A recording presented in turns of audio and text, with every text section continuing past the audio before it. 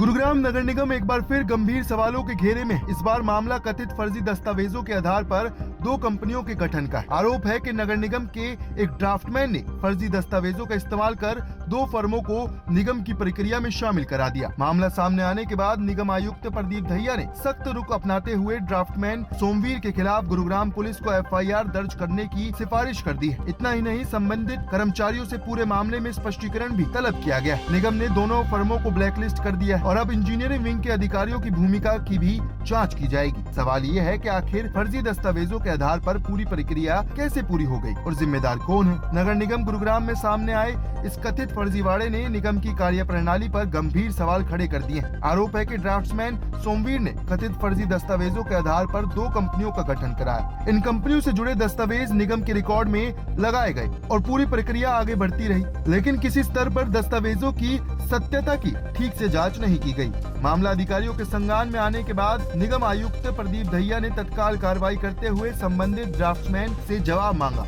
और गुरुग्राम पुलिस को FIR दर्ज करने की सिफारिश भेज दी। क्या है सर पूरा मामला? देखिए, एक हमारे ड्राफ्ट्समैन थे सोमवीर। उनका काम ये होता है कि वो डॉक्यूमेंट्स को डाउनलोड करते हैं और चेक करते हैं कि क्या वो सही डॉक्यूमेंट्स हैं कि नहीं, और उसके बाद जो गवर्नमेंट की गाइडलाइन उसके हिसाब से टेंडर अलॉटमेंट का काम होता है। अभी तक हमारी इन्वेस्टिगेशन जो कि चीफ इंजीनियर साहब ने की, उसमें ये आया था कि इन्होंने दो companies GRS cooperative labour and construction society और मैसर्स राहुल कॉन्ट्रैक्टर, ये दो एजेंसीज के जो डॉक्यूमेंट्स थे उसमें ESI के, एक्सपीरियंस के, टर्नओवर के जो डॉक्यूमेंट्स थे वो फर्जी पाए गए। इसको लेके हमने इन्वेस्टिगेशन इन हाउस कर ली। इसके बाद हमने वो पुलिस को भी दे दिया है ताकि फोर्ज डॉक्यूमेंट्स का वो केस करें, फोर्जिंग।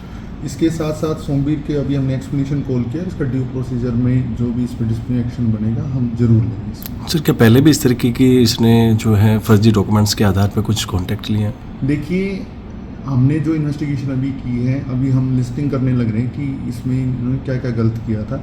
दूसरी बात ये है कि ये पहला ही मामला संज्ञान में आया मेरी पोस्टिंग के बाद, तो एक भी मामला संज्ञान में आएगा या और भी कोई बताए इन्वेस्टिगेशन करके उसमें ज़रूर कार्रवाई की जाएगी, किसी को बख्शा नहीं जाएगा।